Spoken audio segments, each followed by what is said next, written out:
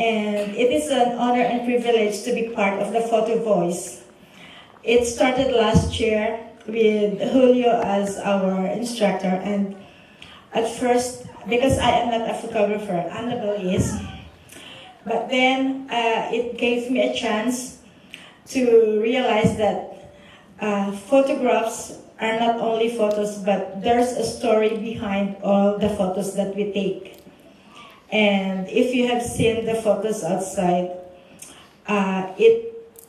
we share about story about our life here in Singapore, how we do our work, and the family that we serve also, and the community that goes along with us as well. And I'm so happy, and I would like to thank you, Julio, for bearing with us, and waiting for us every Sunday to be part of this Photo Voice. Thank you. Good evening to everyone. I'm Annabelle Tagle. I'd like to thank Julio and Dominique and Home, of course, for giving me a chance to use my, not a talent, but a hobby. But Sister Bridget is the one who told me that I should do it, so she told me to use it and do it, to share it to my friends. And I do volunteer as a photographer of home. And of course, I also thank you, my employers, for supporting me for this. Is there a second? Thanks to all my friends. Thank you, Julio. That's all. Thank you. Thank you very much, Annabelle and Gilda. Okay, so before we start the question and answer section, I would like to invite our esteemed panel to join us on stage. We have with us today Jolwan Wem, Executive Director of the Humanitarian Organization for Migration Economics.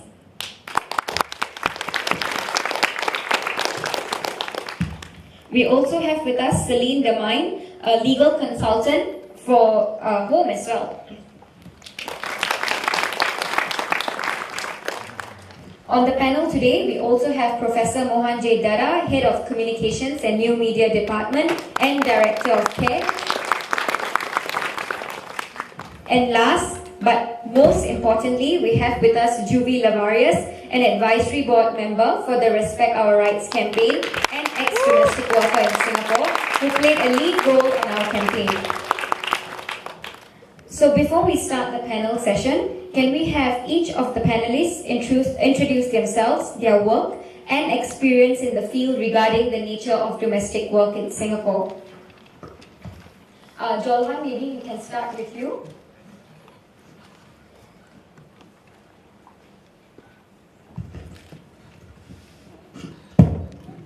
Hello, very loud.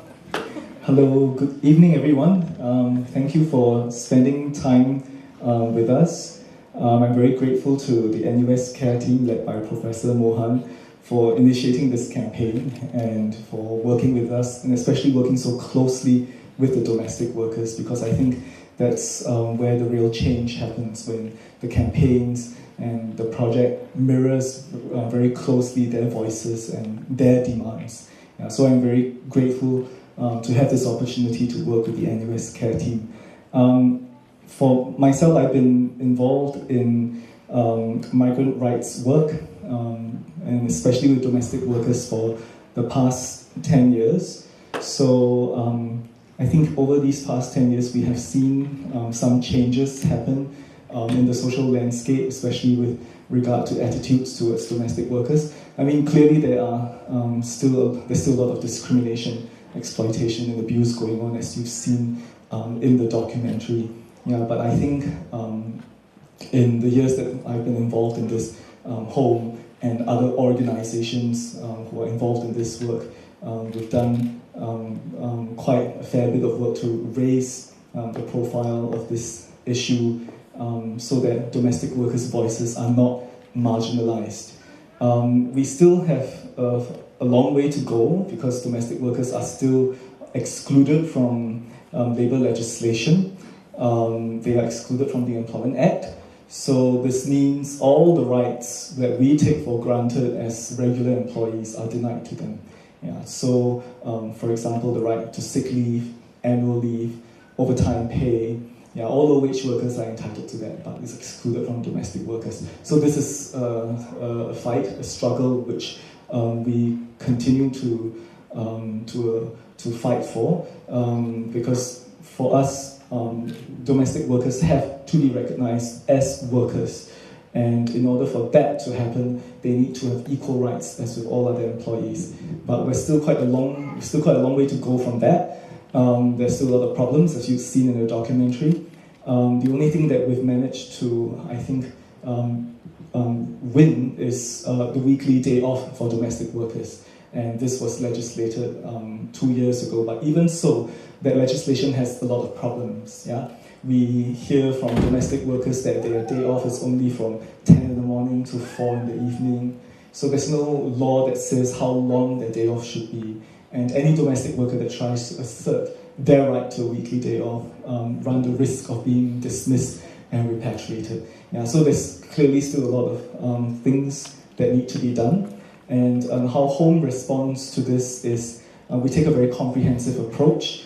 Not only do we provide welfare services like our shelters, our counseling, and our help desks, but we also get involved in public awareness, campaigning. We meet with the authorities regularly to express our concerns. In fact, this morning, Celine and I were just at the Manpower Ministry to talk about some of the trafficking cases that we have seen and communicating our concerns to them, what's happening on the ground, because we believe that by doing direct services, by hearing the voices of the workers, journeying with them through the claims process, we have an in-depth understanding of their experiences and what are the obstacles that they face. So this allows us to give to feedback very substantially, yeah, to policymakers and authorities about what needs to be done in order for this situation, the difficulties to be addressed at a systemic level.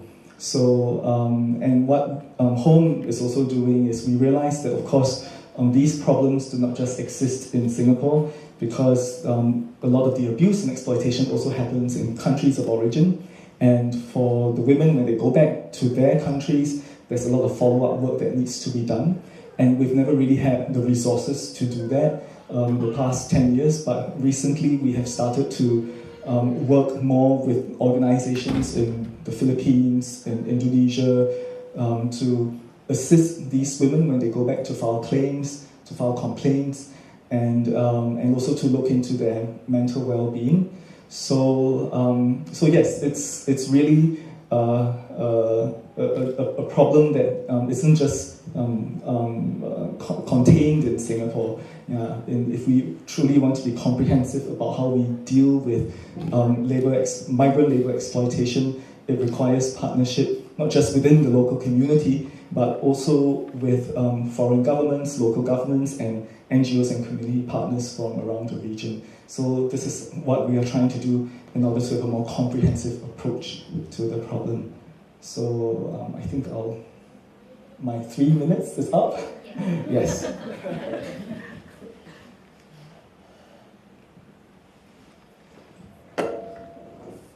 Julie, maybe you want to...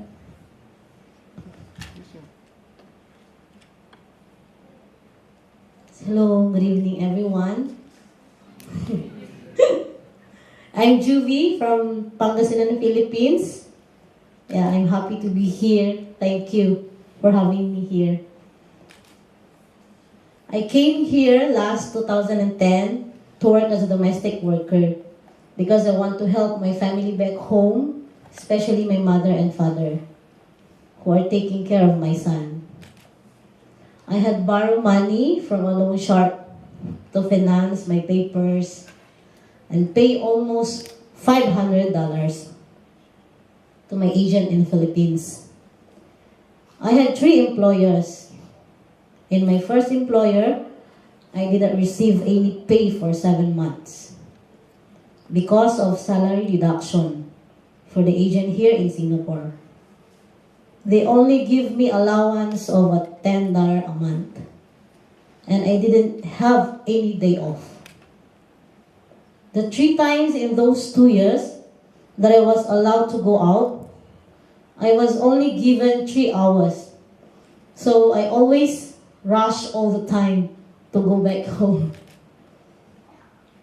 I worked for my second employer for 17 months and only got paid $20. During the first 8 months, so I was illegally deployed to work in the restaurant. And then at the same time, I'm working at home also. So I always tired. So I asked to change my employers. There was another salary deduction for 3 months when I transferred to my third employer. My mother did not want me to hold onto any of my money. So whenever I go for a day off, she would scan all my things, my pockets, everything, to make sure I don't have anything else except the money she will give me. So my salary was supposed to $550, but she only give me $200. And don't let me send money for my family. So what for that I'm working here? Right? So when I come home, she scans again, all over again, takes any money that I have left on my pocket. She said, this is so it won't be accused of stealing. So on my 6th month, I needed to renew my passport. She wanted me to pay $450 for it. But of course, I asked. The embassy told me it's only $102. So it's a big difference from $450, right? So I couldn't take it anymore for that. Because $450 for us here as a domestic worker is very big money. Comparing in $102. So we can do it in ourselves, right? So I need the money yet. The rest of my salary still was being kept from me. I did not have a single centavo on me. So I decided to run away. I moved the shelter run by Home last April 2014 and asked for help to collect my salary. It was a very painful for me of waiting for 9 months. As my last employer told me that she will do everything for me to remain stuck here in Singapore. She filed so many cases, all of which has been dismissed. Well, I was the home shelter.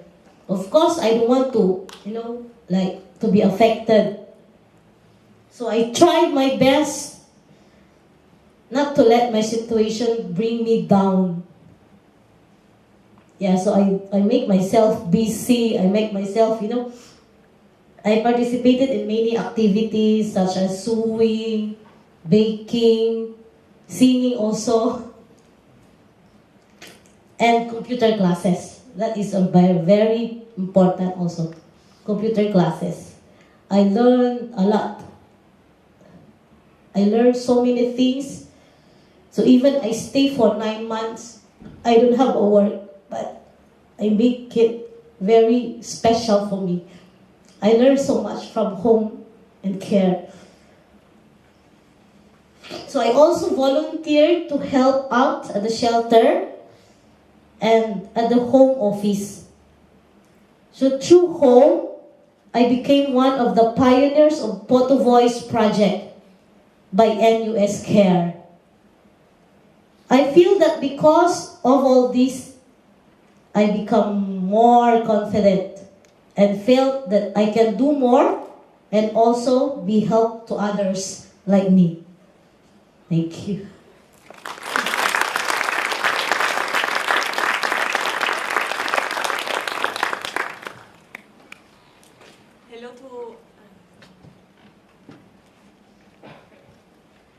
Hello, good evening. My name is Celine and I'm working with Home as a legal consultant. I wanted to thank you all for coming tonight and thank you especially NUS Care and all the domestic workers who have been working on this project and who have put a lot of energy in this great work. I was just sharing with Juvie, like, it seems like time is flying. I remember the first meeting we had in Waterloo Street when this project started, and so now a few months have passed and so much has been done.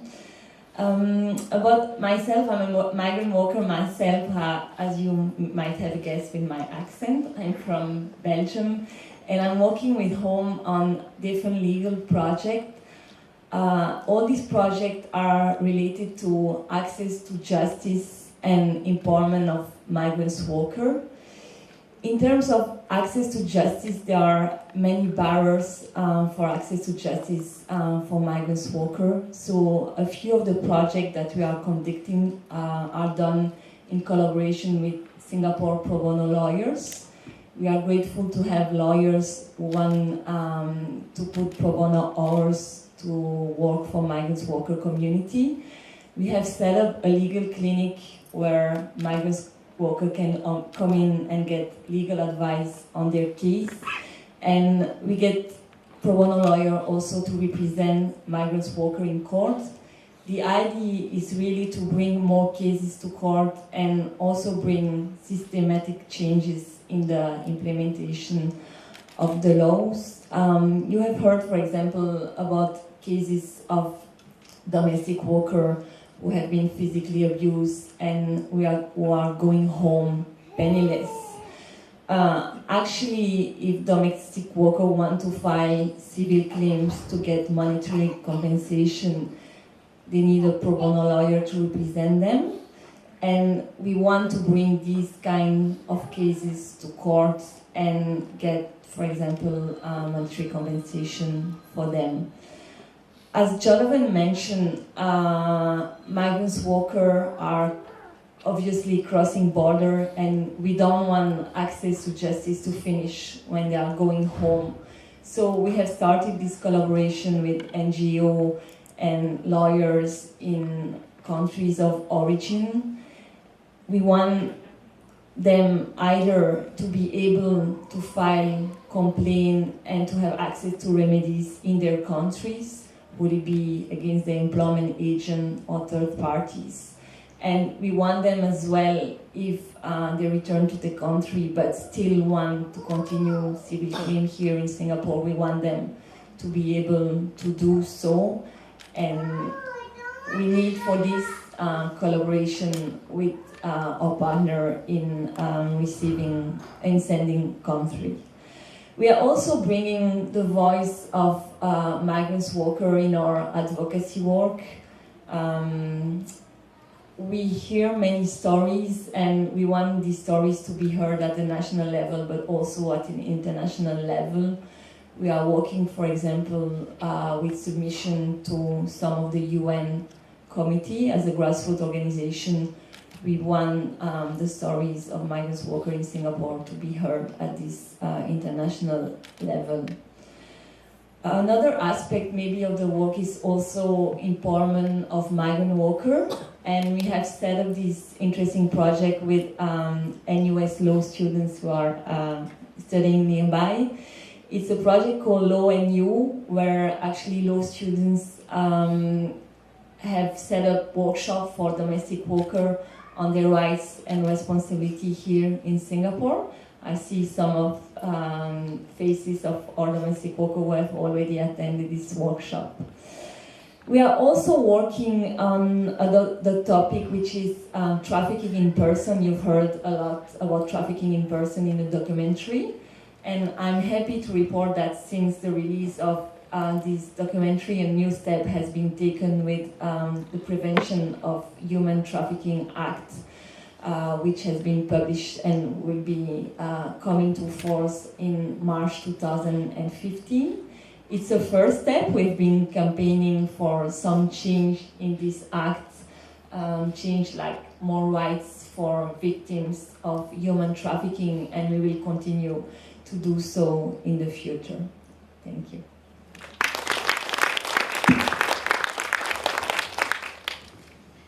I want to take a moment to thank you for coming to this event and for your support. I want to begin by thanking our NGO partners, Home, in this case, who have been tremendous and amazing in supporting us in doing this work. We wouldn't be here doing this had it not been for Home.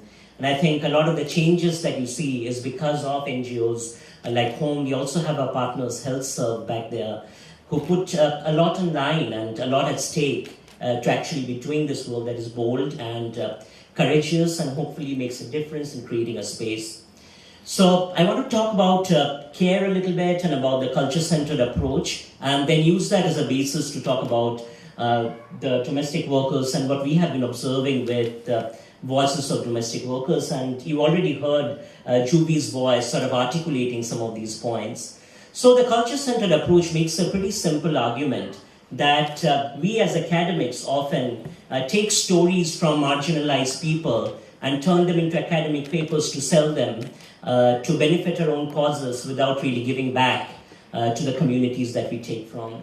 So the culture-centered approach really begins from that commitment that the stories that you take have an ethic of making a difference in the lives of the people in whom or with whom you participate in creating these stories.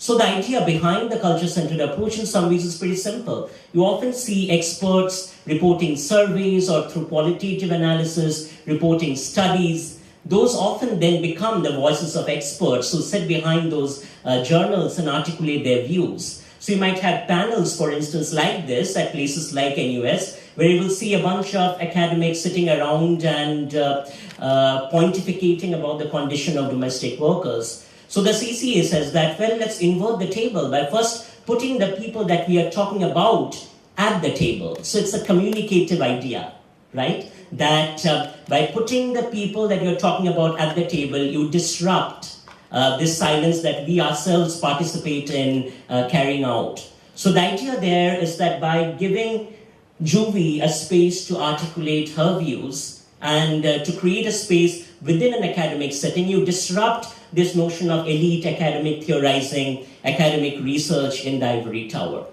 Change then comes from that very standpoint. So this project began about 2 years ago, really, working with domestic workers, trying to listen to their voices. And what happens is we put together an advisory board of foreign domestic workers who start documenting and talking about their stories. Then they come up with a series of problems that they identify as problems they want to work on, and then the solutions they want to create.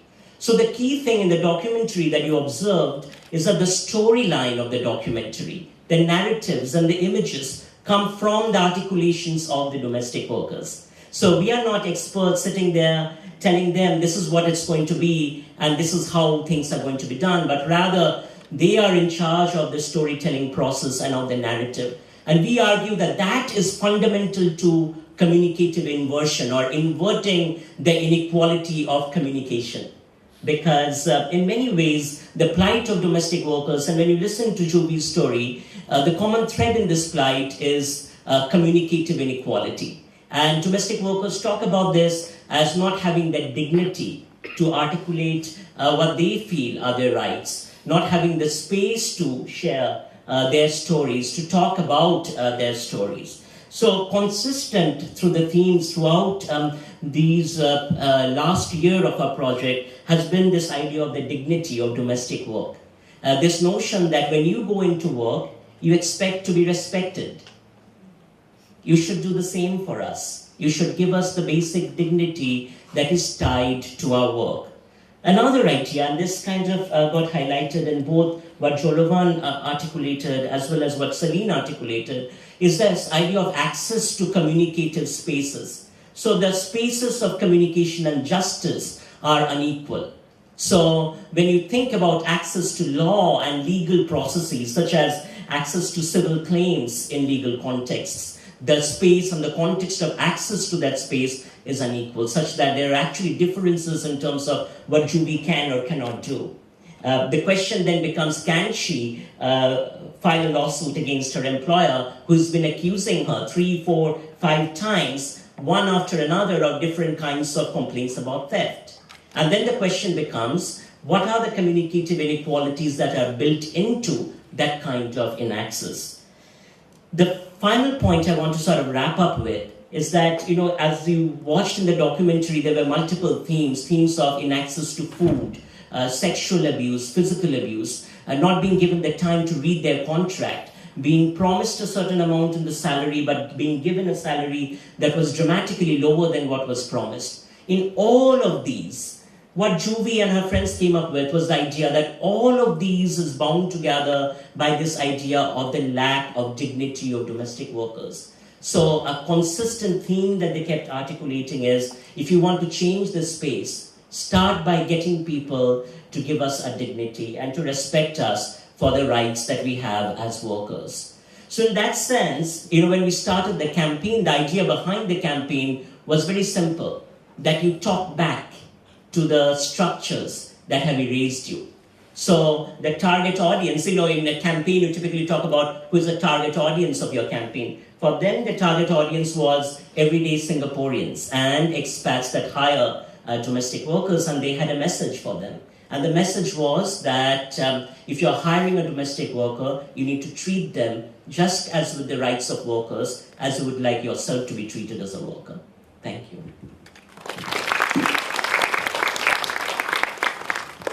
Thank you very much for the very informative discussion and introduction. I think we will start with the question and answer session from the floor. If you could introduce yourself before you ask the question, that will be helpful. Maybe we could start off the first question from somebody from the floor.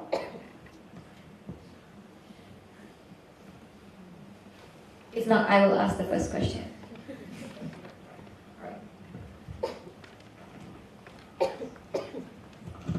Hi, I'm Lawrence Leong from Sociology Department. Thank you for coming here and all the interesting presentation. I think I always have a peculiar question about every time we have a panel on this, the audience here, they are already a selected group. You're preaching to the converted, the choir. So the big question bothers me is that how do you outreach to a wider audience, and how do we get them to understand these kind of issues, so then their voices get heard? So we're still confined within the academic environment, so we're limited by that. Do you want to add?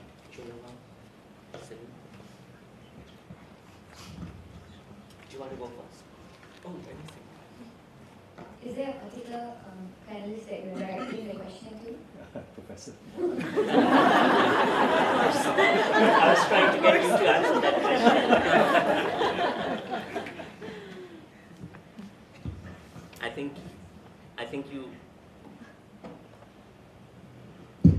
I think you raise a great point, and there's of course the limit in terms of whom you're reaching out to. So there are two parts to this campaign which we think are interesting. One is that we ran a series of advertisements on StarHub television. So the campaign was national in scope. We also were able to reach out through print ads in, say, a space like Straits Times, as well as through social media. Now, we did run an initial set of analyses with the data that we gathered. So we gathered national level data in terms of the evaluation of the campaign. So we observe a couple of things. One is that exposure to the messages do seem to change attitudes somewhat. The change is small, but surely there is change in attitudes in terms of what you think about rights of domestic workers. Having said that, I think the struggle continues in terms of really making sure that you're reaching out to the people that need reaching out to. That's one part. The other part is really reaching out to policymakers, because it really seems that you take the day off, the notion of day off, that the policy is in place.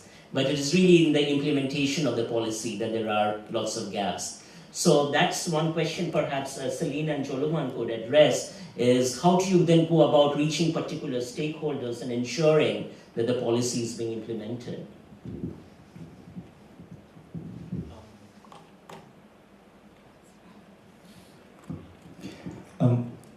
Outreach is something which I think home feels is very important if we want to get this kind of change. So we try as much as possible, of course, not to just preach to the converted. So one of the things that we do is we work quite closely with mainstream and social media to communicate our messages.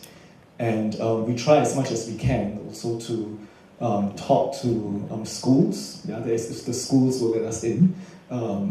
And I think one way in which we can try to reach to a wider audience beyond this is if there are any lecturers or professors here, we could come into your classes to talk to your students, because not all students would be interested to come for an event like that. Yeah, so if you could kind of like allow us to penetrate your class and spread our propaganda, we'd be very happy to do that. Yeah, so this is really an open invitation. Yeah, so if you'd like to bring us in, we'd be very happy to talk, and I'd be very happy to bring in, the migrant worker volunteers. We have quite a number of them here in the audience, the domestic workers, and also the other foreign workers that we help, so they can present together with us. Then you can actually hear their voices and understand their experiences.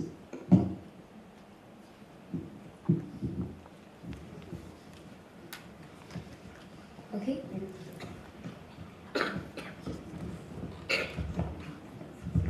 Hi, I'm Bubbles. I'm also from the Department of Sociology.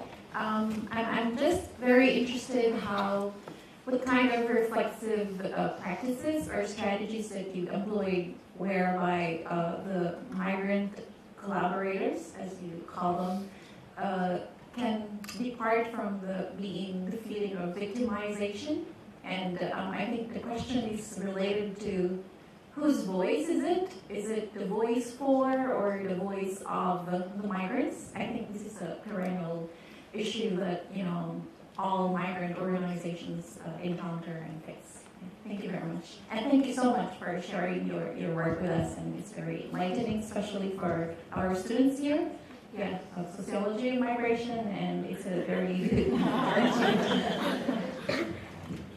Thank you for that great question. So, share perhaps 3 tools that we use. We talk about tools of dialogue, tools of listening, and tools of reflexivity and journaling. So, the way we start the process in the very beginning is to simply begin by sharing stories. And, domestic workers sit together in an advisory board and talk about the stories and their lived experiences and begin pretty open-ended with the kinds of questions they would like to see asked. From that point then, they become almost like our professors and we become their research team. So they design a certain set of research questions as well as questions that they would like to see answered. We go out then and try to find ways of gathering those through in-depth interviews, focus groups, or surveys. For instance, I'll give you an example. In the very beginning in the stories, they kept talking about this idea that contracts, most of them did not have a chance to even read their contract. So then, that became an interesting point in a sense that we wanted to know, or they wanted to know, how many domestic workers experience this, that they actually don't have a chance to read the contract. So they commissioned a survey that we then began in terms of trying to really figure out how many domestic workers have a chance to read the contract and understand it. So that's one part of the process, beginning the research process that way. As they are doing this, they start writing stories and sharing. But it not only takes textual form in terms of writing, but they also work with Julio on photo voice in starting to take images. So these various modes of communication and expression, they participate in and they bring these together again to talk about in a group and brainstorm. So this took us almost about a year to sort of brainstorm on and think through what are the kinds of problems they want to work on. And it began by a certain set of problems that would change. So it was a pretty dynamic process in that sense. once they zero in on what they want to work on and what kinds of solutions they want to create, then we talk about things like, I'll give you an example. So in coming up with a documentary, or they said that, okay, so even the mode of communication, that they want to use advertisements or they want to use print ads, they come up with the idea what they want, right? So at that point, then we bring in our expertise in terms of, okay, what does it take to put together a print ad? So what are the nuts and bolts? We share it with them, and then they go through a series of reflective exercises in putting together print ads. And then they vote on which ones they like and how they want to go about it. Then our research team and production team comes in, executes it, brings it back to them, and then they select. So the idea behind this is, you try to build reflexivity within throughout the process. But also part of this, you see, is also our reflexivity. How much role, because this is not just tabula rasa, domestic workers without us, right? We are involved in this process. So we also journal in terms of what experiences we are going through and how we are negotiating that, and share it with them.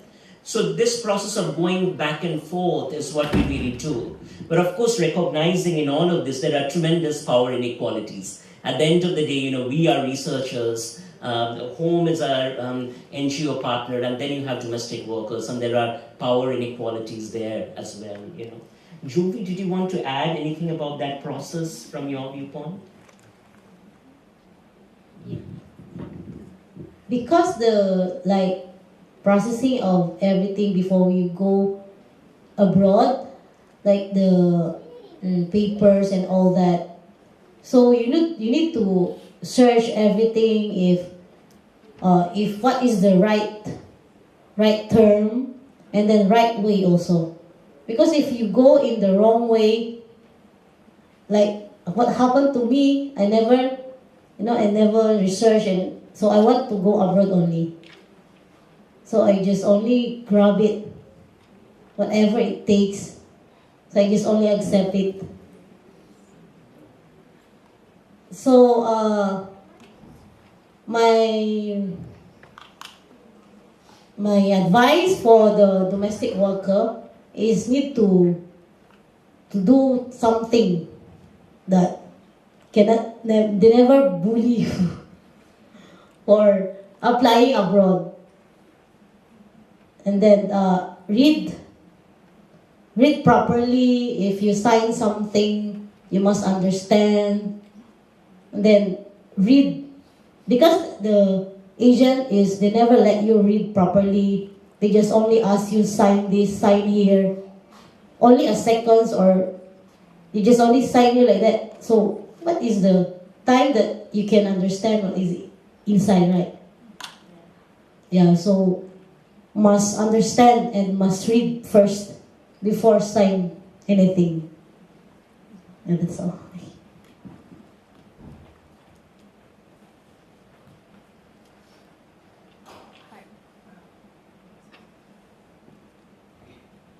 Hello, yeah. Yes, my name is Liberty Chi. I'm from the Political Science Department. This question, I guess I want to address the concept or the question of access to justice. So it's a really interesting term that I picked up from the documentary and from the speakers. So I guess this question is for Juvie and for Celine and Jolivet.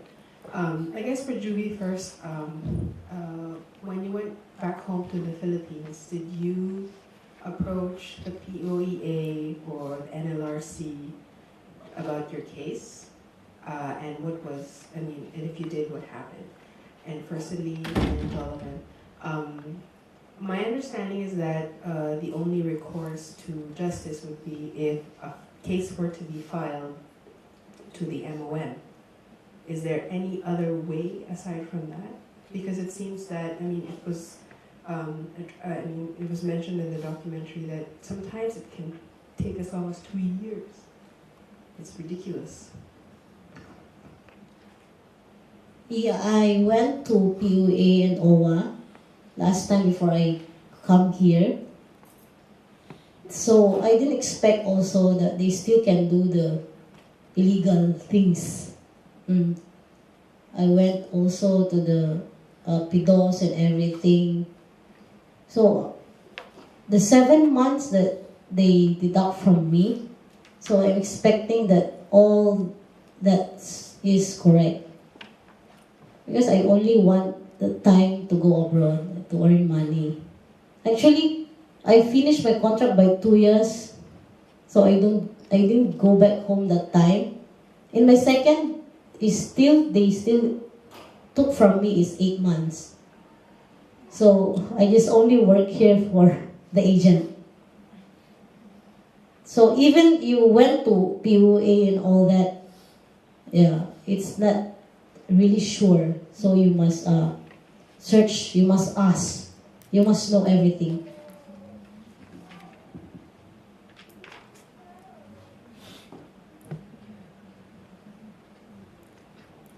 Yes, so in terms of avenue for redress, you seem to be familiar with the Filipino context, so obviously it's something, an area where we are developing partnership for all the Filipino domestic workers who sign a first contract in the Philippines. And I mean, in terms of numbers, it's like thousands of Filipino domestic workers who come to Singapore and first sign a contract in the Philippines with their prospective employer in Singapore.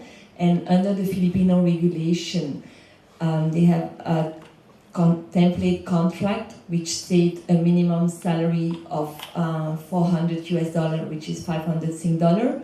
They have 8 hours mandatory rest. They have 1 mandatory day off a week, and also an important regulation related to placement fees. So under Filipino regulation, Filipino domestic worker cannot be asked to pay placement fee for employment agent.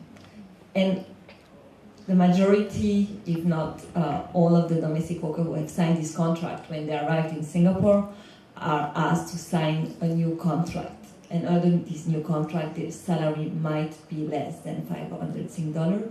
And for almost all of them, they will have to pay placement fees, meaning that during the 6, 7, 8 months of employment, they will not receive any salary, just an allowance of 10 or 20 Sing dollar.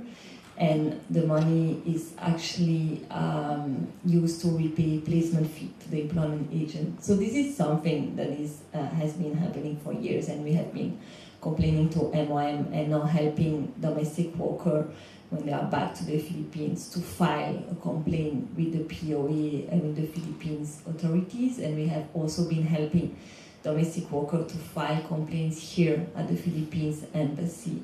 So that's some of the avenue we are using. But in terms of redress, you were asking like what kind of redress are accessible. It really depends on the complaint, on the type of complaint.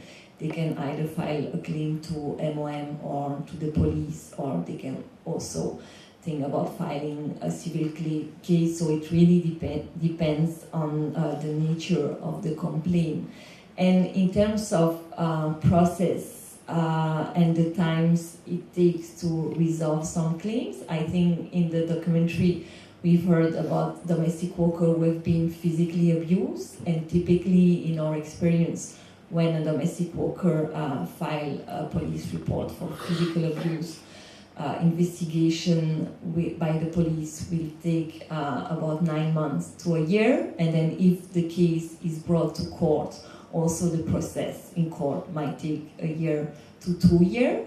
And during this time, domestic workers stay at a shelter. Some of them have the right to work, but they only have the right to work as a domestic worker.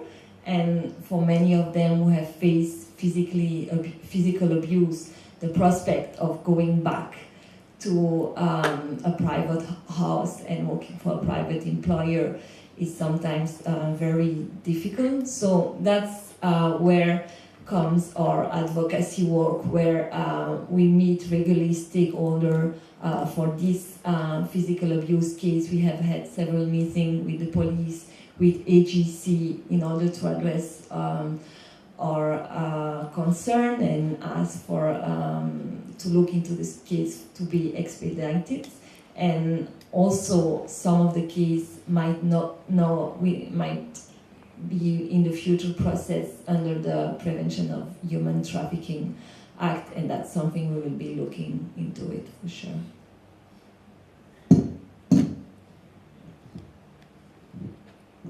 Yeah, I just wanted to add in relation to access to justice. I think one of the main problems, as I see it, is that the system always assumes there's a equal balance of power, and that's never the case. Yeah, whether it's in Singapore or in the Philippines or in Indonesia.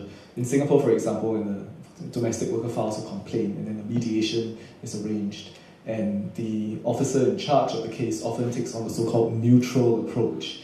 Yeah, but not acknowledging that the employer may have more power, more knowledge, more resources to be able to get things going his or her way. Yeah, whereas the domestic worker is unable to do so. When I went to the Philippines, sometime early last year, I assisted a domestic worker to file a complaint at POEA. So I was quite fortunate to have been able to go into the mediation room, yeah, to see how the mediation was conducted. And again, the officer in the POEA office takes on a very neutral kind of approach. Yeah, and then the employment agency that was the other party had a lawyer with him. Yeah, the domestic worker didn't. Yeah, so of course, in such a situation, the domestic worker is disadvantaged and would be willing and would have sometimes feel that she has no choice but to accept a lower amount. Yeah, so I think this is one of the key issues. Even though governments like to say, "Oh, we have mechanisms in place to ensure that justice is done," yeah, but the balance of power often is tilted very much in favor of the employer or the agent, simply because they have more resources and are able to articulate their concerns better than the worker. Yeah. Thank you. Could we have the next question, please?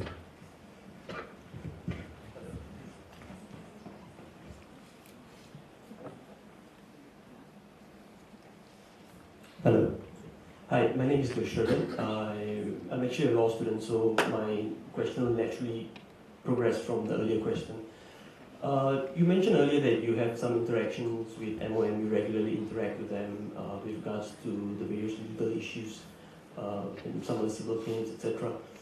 I'd just like to flip this around, and I'm just wondering, you mentioned as well that many of them sign contracts in the Philippines, and when they come to Singapore, they're contracts that are substantially different terms. I'm just wondering, is there any scope, based on your interaction with MOM, to legislatively mandate that the foreign domestic workers who come here are educated on the terms of their contract? Because many times the civil claims that arise come about after the incident, the events have occurred. That's a very post-ante action. Are you looking at more preventive avenues?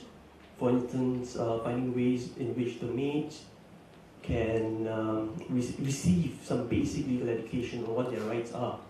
And do you see any space for that?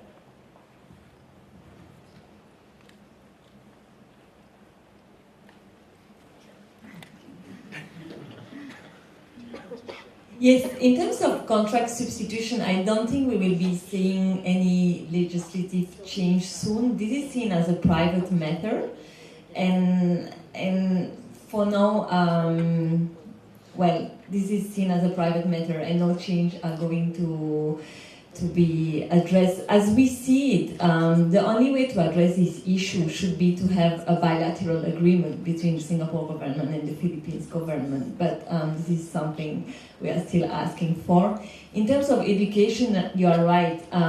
Actually, that's something we are working on. It's empowerment of migrant workers themselves, and for them to know their rights and stand up for their rights. And we have set up this legal workshop for domestic work on their rights and responsibility in Singapore. And I think, through education, you can bring change. But as Jolovan mentioned, I think that you need to take into consideration the difference between the balance and the power that the employer and employee have, because actually let's take the scenario where a domestic worker wants to assert a right when she arrived here in Singapore and say, I'm not going to sign this contract. I have signed a contract in Philippines, and I don't want to sign this new contract. Then the employer can just say, well, if you're not happy with this, I cancel your work permit and I send you back home within a few hours. So it's not only about empowerment, it's also about legislative change, I guess. I just only want to share about PIDOS that before 2010. So PIDOS is just, they orient us before we go in here in Singapore. So all about culture or what we gonna do if the employer have the culture that something different from Philippines. So we need to know, and then we need to practice also. Yeah.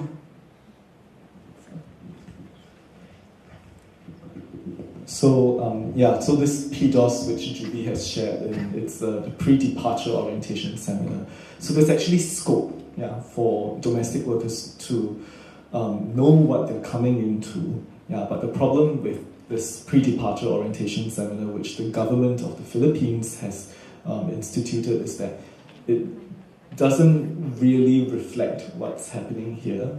So one of the things that we've been telling them is that you need to work with the NGOs in the sending country so that to help you develop the curriculum so that they actually get real, actual, accurate information. Because I think at the moment the seminar is a one-size-fits-all approach. So if you're going to the Middle East, you're going to Korea, you're going to the US, or whatever, so everyone seems to go through the same program. So we don't think that is useful at all. And also, in order for the workers here to have access to justice based on what the countries of origin have legislated for them, the Singapore government must actually acknowledge it and be willing to enforce it. But that's the problem at the moment, because the contracts that they sign in the Philippines is mandated by their government, but the Singapore government here doesn't recognize it. So then when they come here, it gets substituted. And the Singapore government says there's nothing wrong with that because our laws allow that to happen. So we don't have an MOU with the Philippines, for instance, to ensure that the contracts over there can be enforced, will be respected here and will not be substituted. So the same for Burmese domestic workers, for example. There is actually a ban. The Burmese government has actually banned domestic workers from coming to Singapore, but Singapore doesn't acknowledge this ban. So they continue to issue work permits for Burmese domestic workers coming in. So we really need to have intergovernmental cooperation if we want to tackle these issues effectively. But at a bilateral and a multilateral level, this isn't happening. So like Celine mentioned, when they come here, they don't really have the opportunity to say, no, I don't want to sign this contract. Because if you don't sign it, then you go back. And the law allows that. So they don't have a right to seek redress for dismissals which are unfair or wrong. So the structural changes, the legislation, the policy has to facilitate the empowerment. Because they can only be empowered if they are working and living in an environment that allows that to happen. But unfortunately, structurally, these policies and practices are not in place. So domestic workers often find it very difficult to resist because they are hemmed in by all these unhelpful structures. Thank you, Choloman. We have time for 2 more questions. Hi, my name is Sabrina. I'm from the Global Studies Department at NUS.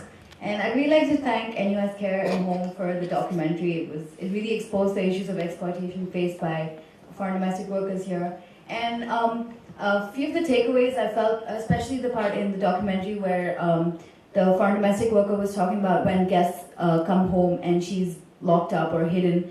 And it really makes you feel disempowered about where this exploitation is happening in a private space. And I feel like as a student and particularly interested, we come for these events and we find out more about these issues. But what role do we play as youth, and where we have more of we don't have such an influence on, say, policy or intergovernmental negotiation, but rather on the ground. So what role do you think like university students and youth play in this issue of exploitation? That's a very good question, actually.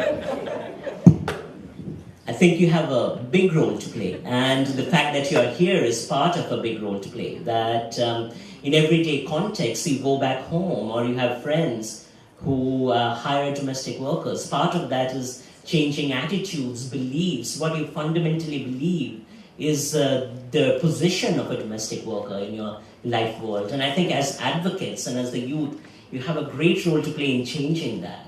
But I also think that as youth, you have a great role to play in changing policy and changing structures and in informing these structures and making sure that structures are accountable to creating a just and a fair space, you know. So I want to sort of tie back to the earlier point a little bit to give you an example.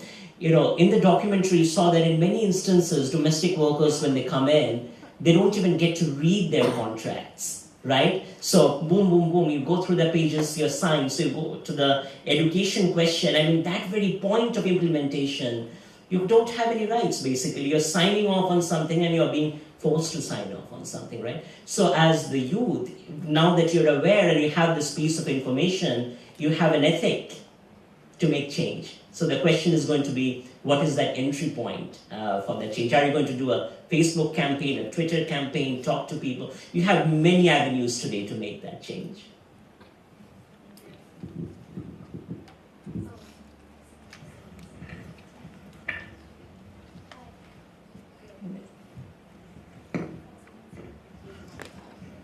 We probably can have just one more right after this question.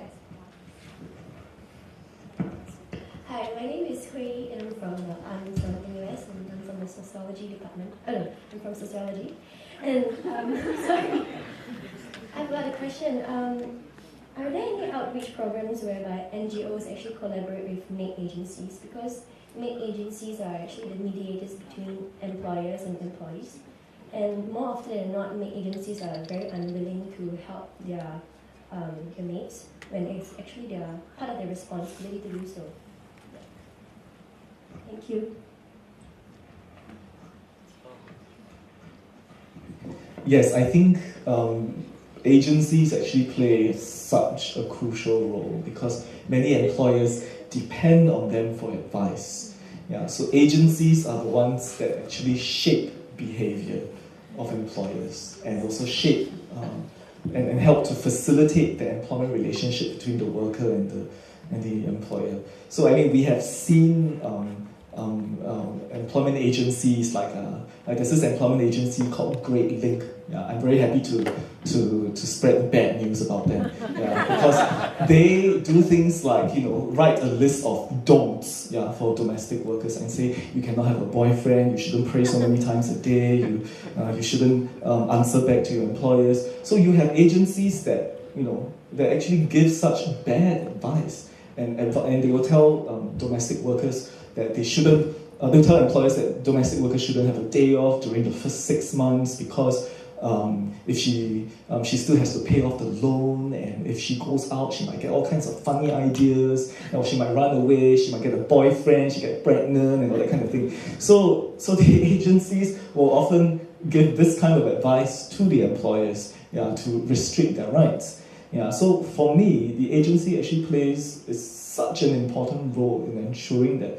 the rights of the domestic workers are upheld. But unfortunately, there is a lot of discrimination going on. There's a lot of racism also, of course, class bias definitely, and this kind of discrimination you even see in how wages are determined, right? Like Filipino domestic workers get higher wages than Indonesians and Burmese and South Asians and they perpetuate that kind of stereotypes about different nationalities. So yes, we have tried to engage with employment agencies, but it hasn't been easy. Yeah, and I think for home also because many of the domestic workers, they run away to us for help. Yeah, and then the agencies get upset. Yeah, and say, why did you go to home? Why didn't you come to us? Yeah, and I'm like, well, they didn't go to you because you were providing a service to them. Yeah, because you were abusing them, right? So you don't help them at all. So I think it is a very difficult challenge, and we've tried to approach agencies at a more collective level, like engaging with the employment of the Association of Employment Agencies. So, I mean, we have been able to, in these meetings, establish some kind of dialogue and some kind of understanding about issues which we find problematic. And I think one of the things which we were able to agree on was that the recruitment fees are too high. Yeah, the Association of Employment Agencies themselves feel that MOM should cap it at a much lower level. Yeah, the Employment Agencies Act actually does cap placement fees, but they are at 2 months maximum. But many agencies are able to go around this legislation by disguising the rest of the debts as loans. Yeah, so it's a private loan. It's not really an agency fee. Yeah, so in our dialogue with the association, they agree that agencies doing this is wrong. Yeah, but they say that it's very difficult for them to control their members, and what MOM should do is to really enforce the legislation and ensure that the domestic worker doesn't pay more than 2 months. Yeah, so I think there is some scope, yeah, for us to work together, and we have found some space in which we agree with one another. But at this point, we haven't been able to partner with them in a very substantial way in terms of getting policy to change, or getting the practices of many of these agencies to change. Yeah. Thank you. I think we have 2 burning questions, one from the front and one from the back. So if you could make a bit of time for them. Hi, my name is Yun. I'm Singaporean. I'm not from NUS. I'm from Holland Village. I'm a friend of Gilda, and I got to know her by dog walking, my dog. Thank you everyone for providing this event and the documentary. One question is, will you be showing this to the public? Is it going to be on YouTube or Facebook, where I can share the link with everyone? Because honestly, most people on the street don't know the basic rights of foreign domestic workers. It's a cultural attitude, I think, because Asians are ingrained with second-class citizens, slaves. You know, we are used to having people, the caste system. And I think this documentary is very important for just showing the uncles and aunties who watch TV on Channel 5, not just on StarHub, but Channel 5, Channel 8, Channel News Asia. You know, this documentary, not just in English, but with maybe Chinese subtitles, Malay, because, you know, you'd be surprised that a lot of HDB residents who employ domestic workers don't speak English, and they expect that all these are, you know, it's the norm, it's normal. You cannot trust the workers. Yeah, and I can see the difference between, say, an expatriate family who employs a foreign domestic worker compared to a Singaporean local family. Doesn't matter whether it's a HDB flat or a condo or a landed property. Okay, thank you. That's a great point. So we are going to put up our Facebook page of the campaign that has the videos that are also available on YouTube, including the documentary being on YouTube. We have talked about the possibility of getting the documentary through MDA so that it is licensed, so that we have opportunities of actually showing it in spaces. The other point you bring up is a great point, and we really struggled with that, which was whether to have Channel News Asia and you know, sort of the Chinese language media and the Malay language media. And we sort of went with what was the easiest for us in some ways, but I think that certainly is one of the next steps of the project, is to actually translate this and make it be available in the local languages as well. Great, thanks. I think we have one last question. 2 last questions. I'm very sorry, but I think we have a bit of struggle deciding on who gets to get the mic. All right, just bear with me for a very quick question. Okay, so my name is Andrew. I come from the Nanyang Technological University, formerly a proud graduate from CNM as well. Yes, so the first question I'd like to ask is about All right, one question, right? One question I'm given, okay, no problem. Okay, so the question which I want to ask is about engagement of stakeholders. So far, I've been talking about the engagement from the ground up, which is the foreign domestic workers themselves, and also from the policy level, which is the uppermost, if I would say.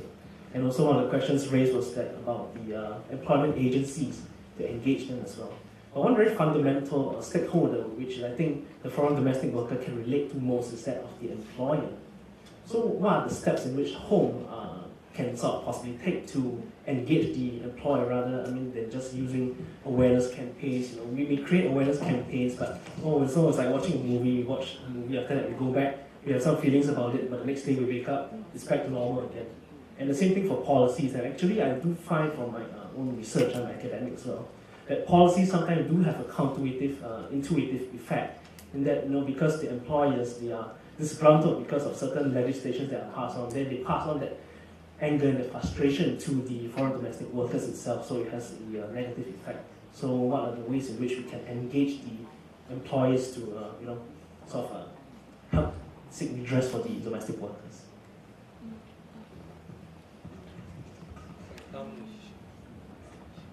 With employers, I think they are actually one of the more difficult groups to engage, because employers of domestic workers are usually individuals. They're not like companies. Yeah, so it's more difficult to reach out to them, and whether they want to actually talk to you is another thing altogether. So we do have employers that we talk to, but they tend to be the ones who are supportive, right? The ones who are actually on your side. So the ones that are not on your side, they don't even want to see you. So that has been a struggle for us. With agencies, at least they have an association, right? So it's easy to engage them. But there's no association of domestic worker employers. So there is SNEF, which is the Singapore National Employers Federation, but they're made up of corporations. Yeah, and employers of domestic workers clearly have no interest to join an association like this. So in terms of engagement with employers, yeah, it's tough, because the only thing we can do really is just to target the public at large, because this is where the employers are, and also prospective employers. So until employers get together, I think it might be a bit difficult to engage them as a collective body. We get a lot of accusations from employers that, you always cite the maid, so they always say that to us, right? Then I will tell them, why you go and set up your own group lah. Yeah, you set up your own group of employer association, because they say that we always fight for the workers, don't fight for them. I'm like, but we are an NGO for workers, so why would we be fighting for you, right? You have the power to organize yourselves and come together to promote your own interests. So why don't you do that? In fact, when you do that, it's easier for us to engage you. So yeah, I think it's difficult, but employers clearly also, if they want to promote their interests, they need to get their act together. But until that happens, I think the best approach is to engage the public at large. Yeah. Okay, very aptly, we are ending this session with the last question from the photographer of this poster. Yeah, I want to ask Professor Mohammed, since they are all my friends there, so I don't need to ask you three there, only Professor Mohammed. Okay, I involved in this project, yeah, the photo session and everything. My last question is, what's next? Yeah. After you go deep into this process, you go deep into the migrants issue, what's next? Because we are here for 10 years, home is already 10 years, and we see how weekly day off, it's a long journey, long fight. 10 years, I think, yeah, Jalaban? Yeah. Then after you go in, then what's next? I know that you involved in so many projects, you go to India or what, but what about this migrant issue? Because I think university have more natural penetration to the community, especially the Singapore now. Migrants is like common enemy in the community. Thanks.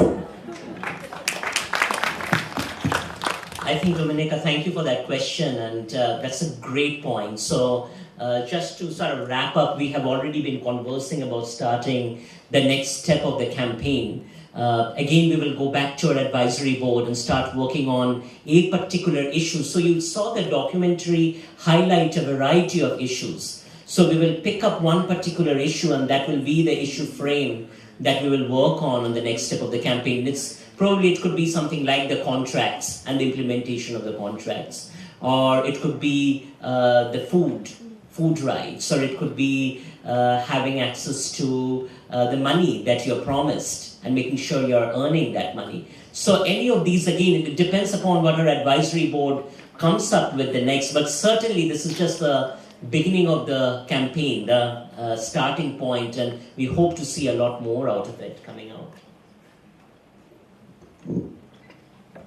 Thank you. Thank you. Thank you very much. I would like to thank our panel for taking the time to join us today, especially Juvi, who has flown in all the way from Philippines last evening to be with us today. We would also like to extend a small token of appreciation for Jolavan, Celine, and Juvi. Could I invite Professor Mohan on stage to hand out the tokens of appreciation?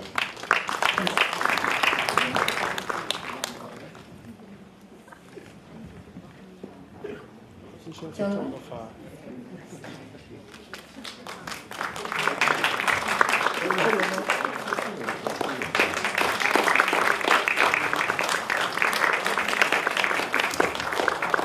Ladies and gentlemen, I hope you have found this panel session and screening informative and useful, especially in understanding the context and problems of domestic work in Singapore. I would like to thank each of you for joining us today. To find out more about CARE, our researchers are distributing flyers on the right and left-hand sides of the auditorium as well as on the reception table. We would also like to invite everyone to like the Facebook page as well as to have a view of our Respect Our Rights website. Yeah, and the Facebook page as well. Thank you very much, and we hope to see you at our next event.